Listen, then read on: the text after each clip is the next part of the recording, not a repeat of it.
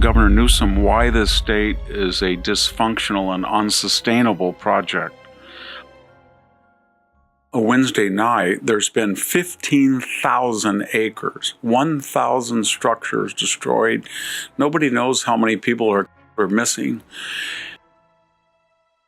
Victor Davis Hanson warns that this is the end of Gavin Newsom in California, as the chaos, crime, and collapse under his leadership can no longer be ignored. I'm here in California. I've been a lifelong resident of the States, fifth generation to live in the same house. I had a house in the Sierra, and it would almost burn down 3 years ago during the Aspen fire. And I'm speaking on the evening when you've all heard about the disastrous fire in Los Angeles. As I'm speaking on a Wednesday night, there's been 15,000 acres, 1,000 structures destroyed. Nobody knows how many people are missing.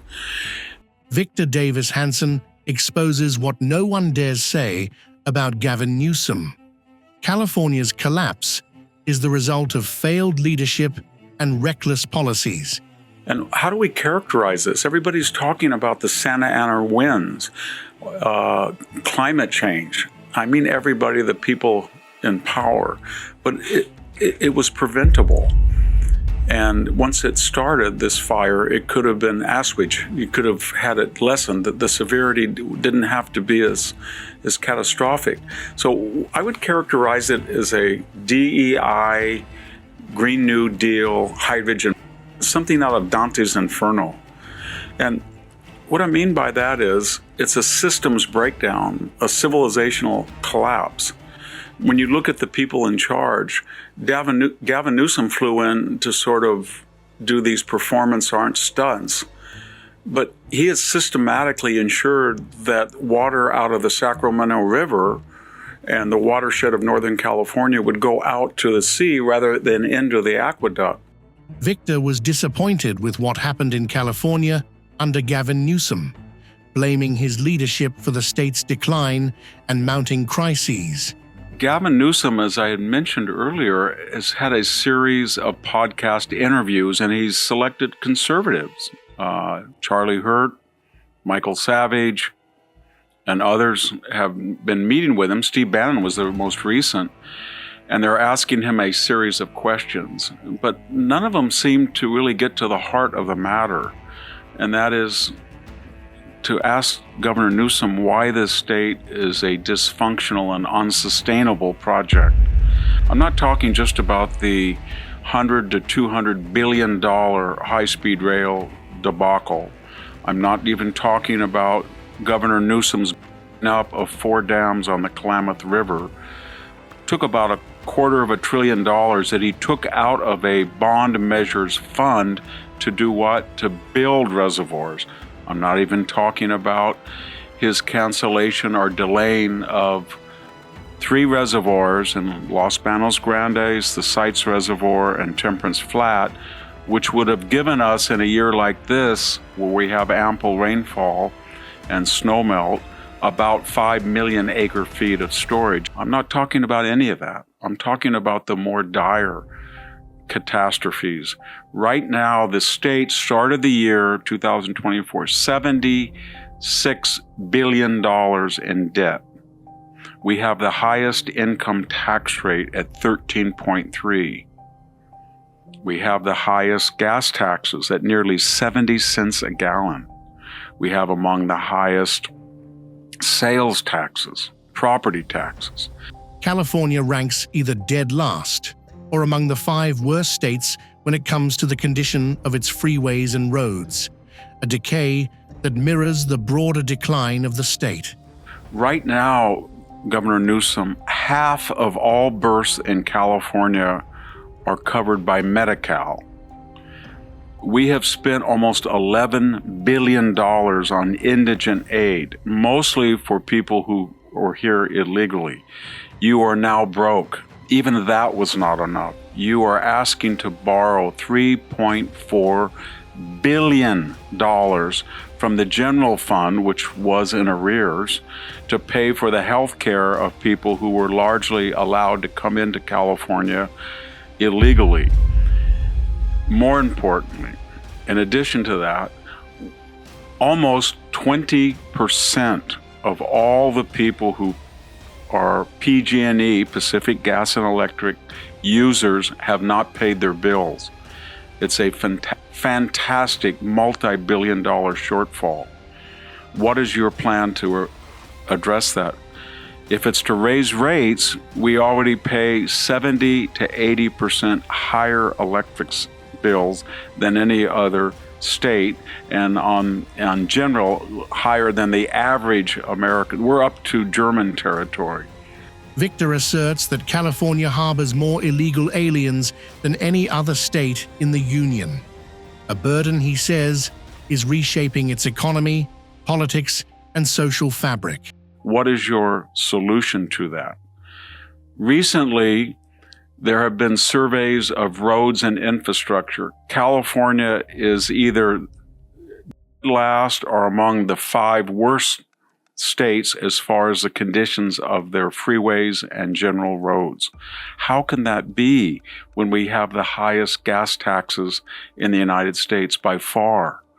So my question to you is, you're governor, you have this enormous tax base, you have a $9 trillion industry in Silicon Valley, and yet you will not address these existential needs that we don't have affordable power.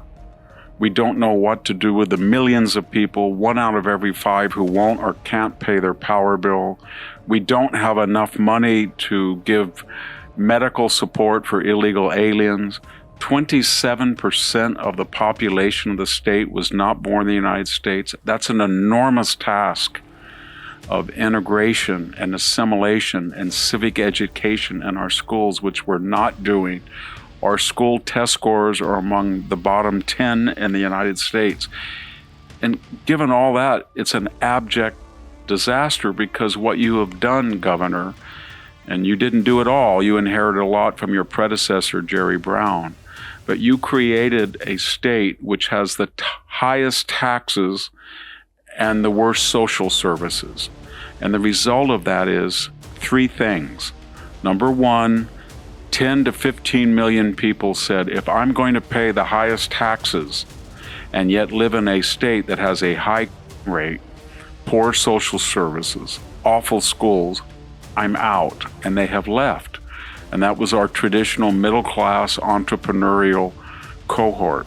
Second, we have more illegal aliens than any other state in the union. You have welcomed them in without any plan how to assimilate, integrate, house, feed, take care of their health needs. So we have a huge number of poor people. 1 out of every 3 people on public assistance in the United States lives in California. We're up to 20% of our population lives below the poverty rate. Third, the only reason that this country, this state, is even in existence is that we have this global tech empire in Silicon Valley.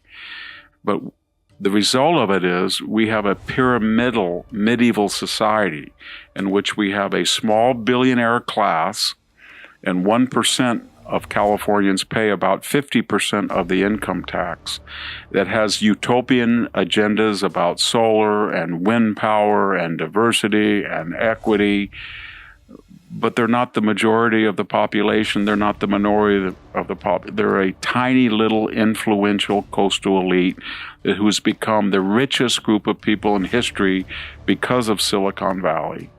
And then you've taken the middle class and driven them out of California. And then we have this large segment on the bottom of the pyramid that is poor. It cannot afford to pay its power bill. It has no access to health care because the system is broke, given the numbers of people who've come here from southern Mexico and other places in dire poverty. And you have no plan. Instead, we're talking about transgender athletes and men participating in women's sports. That's nothing. That is, of all the great issues in the world, that's nothing compared to what's going on in California. We are in an existential free fall, and you as governor either can't or won't do anything about it. And if this continues in another decade, this is going to be a completely medieval third world society, if it isn't already. It's one of the most heartless and disturbing aspects of contemporary popular culture, and it's pretty much the domain of the left. It takes various manifestations, but it does reveal and illustrate this element of leftism, that it's heartless, it's cruel, it's cold. Victor Davis Hanson warns that the new leader just ruined the Democratic Party in ways he never imagined. I'd like to talk today, if I could, about the changing of the Democratic Guard. There was some news lately that Senator Dick Durbin from Illinois, he was the author, remember, of the DREAM Act. He was a hardcore liberal. You could even say he was left of center. He's stepping down. He's in his 70s, and there's a changing of the guard. Chuck Schumer, in some polls, is running, I cannot believe it, behind AOC for his upcoming senatorial bid by 20 points and more in a primary. And then, as sort of a force multiplier of this, I just saw Nancy Pelosi. She was at a public event. I think she's 85, turning 86. She was as incoherent as Joe Biden. So what's Victor trying to say? Victor asserts that we're watching a changing of the Democrats' radical guard, driven both by aging leadership and the rise of a more extreme generation.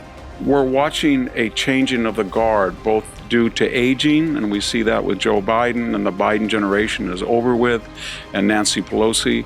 And then the next cohort in their 70s, the septuagenarians, they're terrified. Dick Durbin's terrified of being primaried, and so is Chuck Schumer. He took the dignified way out. Chuck Schumer will probably fight to the very end and be humiliated by AOC. Recently, there's been almost an epidemic of left-wing hysteria about violence and people who commit violence. And it's more than just hysteria. There's been an effort to defend people that commit heinous or almost glorify them, or just neglect the severity of their on innocent people. It takes various manifestations, but it does reveal and illustrate this element of leftism, that it's heartless, it's cruel, it's cold. It's almost as if to make an omelet you have to break, as Joseph Stalin said, a few eggs. For the sake of ideology, left-wing leaders and activists are willing to sacrifice public safety and justice, trading stability for political theater. I'll give you a few examples. We have over 600 sanctuary jurisdictions, and that means that in these areas of states, cities, and counties, when an illegal alien commits a crime and he's apprehended and he is not legally in the United States, these jurisdictions will not turn him over to ICE, Department of Homeland Security agency. They will not do it. In other words, they're saying to all of us, we would rather let these people out, and they do get out, and maybe commit, and that's a price we'll pay in opposition to border security. We see another manifestation with Trump's 30-day takeover. It's not a takeover, it's an augmentation of the Washington, D.C. police forces by bringing in federal forces. And for the first time in decades, there has been an 8-day period where there hasn't been a single in Washington, D.C. The residents seem very happy, although careful not to express that joy because it's contrary to the mainstream leftist governance of the city. But what's weird is Trump is getting lambasted by mostly wealthy, white, protected liberals, that he's a autocrat, a dictator, for coming into Washington and trying to help people live normal lives in the inner city. Again, the theme is they don't care about the number of people this week have been saved from either being or maimed or wounded. But there are 2 or 3 other examples that are even more egregious. We all remember the Doge 19-year-old Edward Correstein. I hope I can mention his nickname without seeming foul, but he was called Big, quote, Big Balls. Victor talks about Edward Correstein, who was caught at a crime scene in Washington, D.C., a moment that raised deeper questions about law, order, and accountability in the Capitol. And he worked for Elon Musk. He was attached to the Social Security Department, the Department of Treasury, and HHS, etc., looking at the budgets of these various cabinet divisions. He was walking late in Washington, D.C. after a gathering. A young woman left ahead of him. He was worried that she shouldn't have been walking a short distance alone to her car. When he followed her, he heard her scream.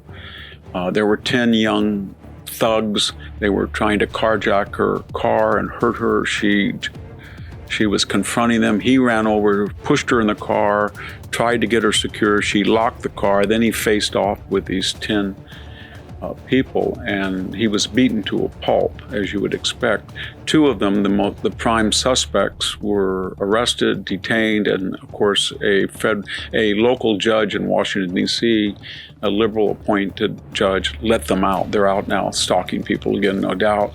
But the point is, a lot of people on social media on the left said, why should we worry about a wealthy, basically white kid who gets roughed up a bit? Is that why Donald Trump went into Washington? And if so, we don't really care. It was very heartless. It reminded me very recently, do you remember the United Care CEO, Brian Thompson? He was a person from the middle class, was born without status or advantages or money, and he worked himself up to the leadership position of one of the largest healthcare concerns in the United States.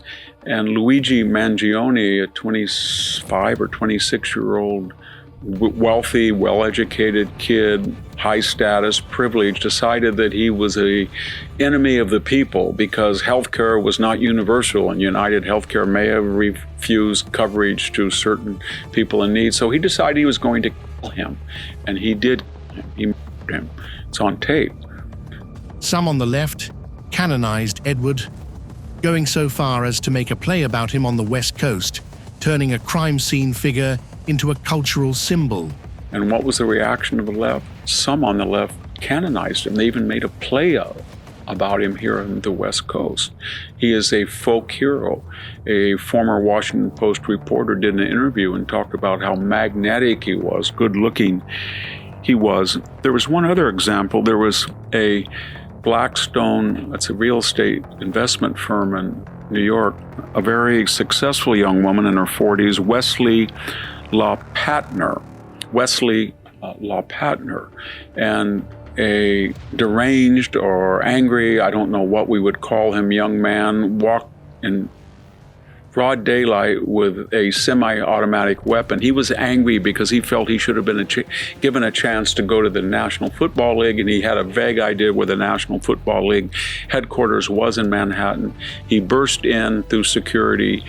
He didn't even get up to the NFL. Instead, he saw various other offices that had nothing to do with his grievance, and he 3 people. One of them was Wesley LaPatner. She was a 42 or 43-year-old mom, very successful, all well-liked. It was a horrendous accident. And yet, when you looked at the social media response, it was very similar to Ed Correstein's action that earned him sarcasm or criticism, very similar to Luigi Mangione, that was, as I said, made a hero for someone. In this case, the shooter was contextualized. People said, you know what? She makes thousands of dollars per minute.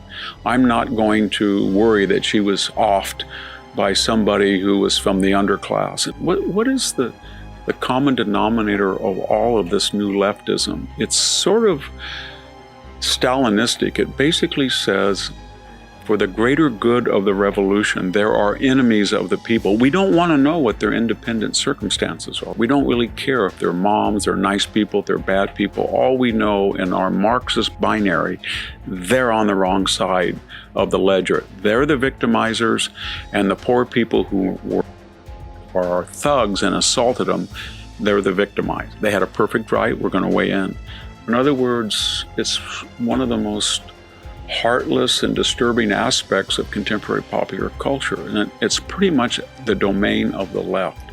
We can use violence. Any means are necessary to hunt down and enemies of the people, or hit, assault, rough up people that we feel are not sufficiently sympathetic to the underclass. So what Gavin Newsom is saying, I'm going to spend $250 million and I'm going to rush through the legislature dominated with supermajorities from my party. He took a natural paradise and he turned it into purgatory. Victor Davis Hanson warns that California can't survive what's coming under Gavin Newsom. California has been in the news recently because it's going to have an unusual redistricting effort. That means we're going to redraw the maps of our 52 congressional seats. And we're going to do that, according to our governor, because Texas has been doing that. And Gavin Newsom is running for president in 2028, so he wants to show that he is on the cutting edge of Democratic opposition to Texas. But there's a problem. Texas doesn't have an independent commission. Not that they're really independent, but that in theory they are. They just gerrymander. And Texas has a underrepresentation of Republicans in congressional seats. What I mean by that, if you look at the aggregate vote in Texas for the president or for senators or for the state legislature, and you get an aggregate Republican versus Democrat vote, and then you see how many seats they have, and does that percentage represent it? Victor Davis Hanson breaks down how Newsom's redistricting strategy mirrors Texas in name only, a calculated move designed to wipe out Republican incumbents and cement one-party control in California. The majority, no, it doesn't in Texas. In fact, most red states, if the 50 states are ranked 1 to 50, do the number of congressional seats in this state represent the Republican or Democratic aggregate overall vote as adjudicated by either state legislature races or statewide races or the presidency or the senators? You can use different formulas, but they're pretty much the same, that red states do not that they don't gerrymander, but they don't gerrymander as effectively. So that's why Texas is taking this action to get parity. But what Gavin Newsom is doing is very strange. He is undermining a independent commission. It's been dominated by the left, but he doesn't even trust it. He's not calling it back into session necessarily. What Gavin Newsom is doing is very strange. He's undermining an independent commission that was meant to be neutral, but has now been overtaken and dominated by the left. He's calling a special session with a predetermined map created by Democrats to redistrict. And here's the problem. California, like most blue states such as Massachusetts or Illinois, New York, they are already heavily weighed toward Democrats. Here in California, depending on what formula we use, about 38 to 40% of the state typically vote for a Republican ticket, state or federal. And yet, if you look at their 9 congressional seats, it's about 17%. So they're 20 to 22% underrepresented. So what Gavin Newsom is saying, I'm going to spend $250 million and I'm going to rush through the legislature dominated with supermajorities from my party, a bill to turn a proposition over to the people so they will vote to suspend this already gerrymandered plan and get an hyper one so that we are going to go from 17% of our congressional districts probably down to about 8, and we'll have 8% even though the state votes 38 to 40% Republican. So the problem is he's A, challenging an independent commission that he used to praise. B, he's taking an overrepresented Democratic congressional districts and he's trying to even more overrepresent them. And he's trusting that the people will not mind spending $250 million to have this rushed election before the next year's November, and then they will vote for it. And this will show that he is a fighter and on the cusp. But the national mood is against him because, as I said, most of the red states are underrepresented through gerrymandering, and most of the blue states are overrepresented. What Gavin wants to do is target Republican members of Congress by redrawing districts so that 2 Republican incumbents are forced into the same seat, weakening their chances and consolidating Democratic power. What Gavin wants to do is he's targeting Republican Congress women and men, and he thinks that he can redraw the districts and put 2 Republicans incumbent in the same district, and then one will either drop out or they'll have to run against each other and one will win, and they will be diminished by half. He doesn't care about the 40% of his own state that won't have any congressional representation. That's not on his plan. This is all the act of commission. But what is Gavin doing about the state? We've had 12 million people leave the state the last 10 years. 12 million. These were people not on public assistance. These are the entrepreneurial upper middle class. They've gone. We have the highest electric rates in the country, over 35 cents a kilowatt hour. We're the highest except for Hawaii. We have the highest gas prices. And now we have this carbon fuel formula and this new inflation-adjusted gas tax, so we're going to have the highest gas taxes and the highest actual price of gasoline, and together they're going to go up to maybe $6 a gallon, but that's not the end. He has driven out through hyper-regulation and bullying and berating oil refineries.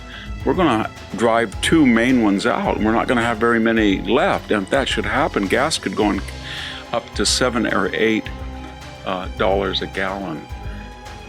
Is he talking about Pacific Palisades? It essentially hasn't been rebuilt. It's completely in cinders. Why? Because of California regulations, environmental, social, equity, DEI, you name it. No zoning going on, a big fight that they want to take this beautiful Pacific Palisades historic neighborhood and have high density, low income housing in many areas, et cetera, et cetera.